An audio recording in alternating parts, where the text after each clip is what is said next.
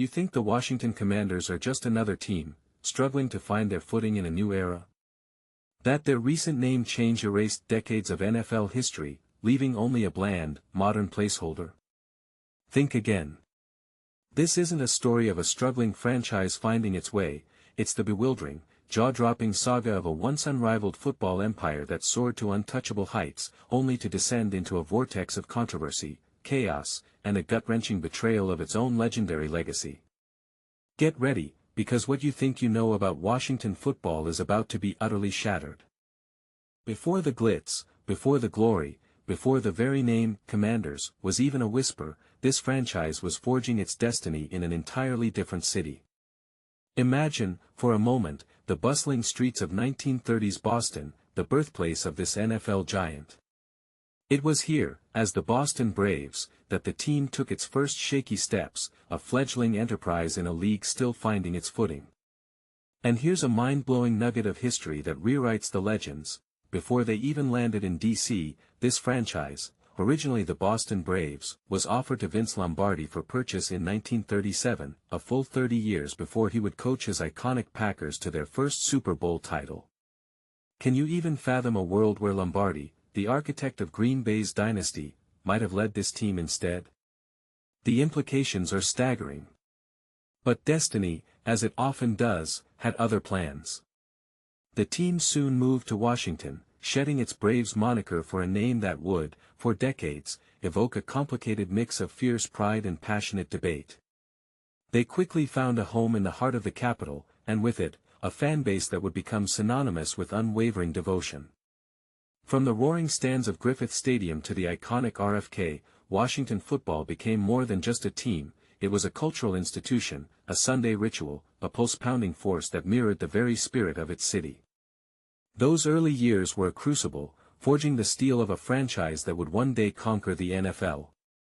They delivered championships even before the Super Bowl era, laying down a foundation of winning that few teams could ever claim, setting the stage for an explosive future. Then came the 1980s, an era so dominant, so electric, so utterly breathtaking, it still sends shivers down the spines of football purists. This was the reign of coach Joe Gibbs, a tactical genius who assembled not one, not two, but three Super Bowl winning teams with three different starting quarterbacks, an unparalleled feat that remains etched in NFL immortality. Forget what you think you know about consistency, this was consistency redefined, built on adaptability and sheer, unadulterated grit. The heart and soul of this juggernaut? The offensive line. They weren't just linemen, they were legends, a bruising, unstoppable force known affectionately as the Hogs. They weren't just a unit, they were a brotherhood, a philosophy, a way of life that epitomized power football. And here's a glimpse into their camaraderie that most fans never hear. During their dominant 1980s run, the legendary Hogs offensive line was so close-knit, they once collectively pooled their money to buy a pet pig named Boss Hog that lived in a fan's backyard, becoming an unofficial team mascot. Imagine the pure, unadulterated joy of those players, creating a bond so deep it extended beyond the locker room and onto a literal farm. They steamrolled defenses, creating gaping holes for running backs like John Riggins, whose thunderous, Riggo's run in Super Bowl XVII became an instant classic, a symbol of their unstoppable will. The Super Bowl against the Dolphins wasn't just a victory, it was a coronation, an announcement to the world that Washington was a force to be reckoned with, a dynasty in the making. The crowd's roar, the energy, the sheer spectacle of it all, cemented their place in history as one of the most exciting, most powerful teams the league had ever seen. The brilliance didn't stop there. Just a few years later, in Super Bowl XXII, the team authored one of the most astonishing comebacks in Super Bowl history. Down 10-0 to the Denver Broncos, a team led by the legendary John Elway, Washington unleashed an offensive onslaught that defied belief.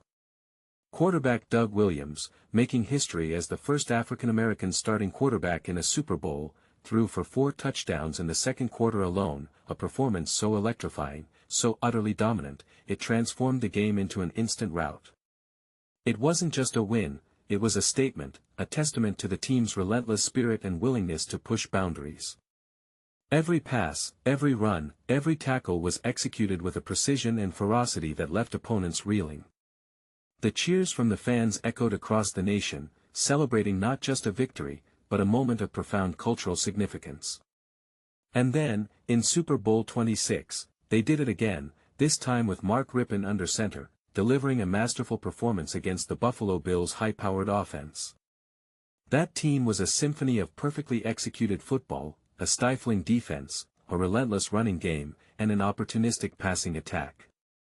It was a clinic in how to dominate on the biggest stage, showcasing a depth of talent and a coaching philosophy that was simply unmatched. Those 3 Super Bowl rings, earned with 3 different signal callers, cemented their status as an all-time great NFL dynasty.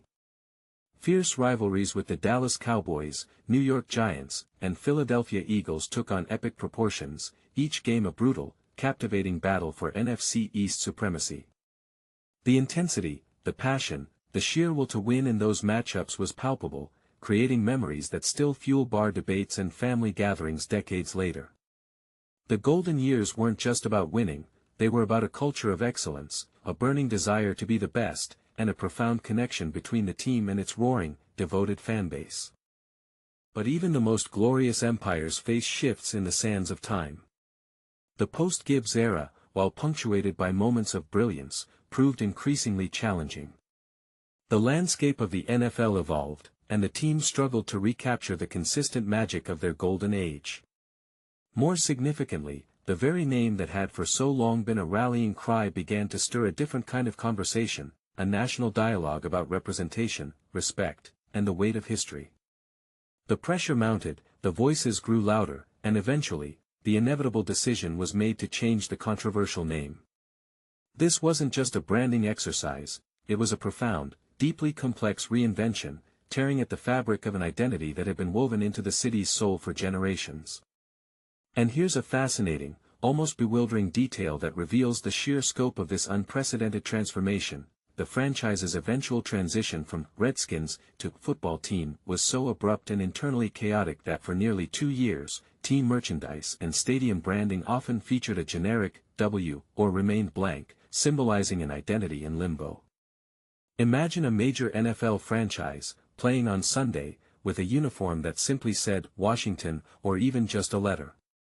It was a stark, almost surreal visual representation of a team grappling with its past, present, and future, searching for a new soul while the world watched. This period of transition was fraught with uncertainty, both on and off the field. Stadium attendance wavered, fan engagement became a complex tapestry of loyalty and disillusionment, and the team's performance often mirrored the uncertainty of its identity. It was a tough, often painful journey, a public soul-searching process played out under the harsh glare of the national spotlight, leaving many to wonder if the magic could ever truly return. As the years bled into a new century, the struggles intensified, and the team's once unshakable foundation began to show alarming cracks. The ownership transitioned, bringing with it a new era, one that promised revitalization but often delivered only more questions. What followed was a period marked by perplexing personnel decisions, a revolving door of coaches and quarterbacks, and a growing sense of instability that permeated every level of the organization.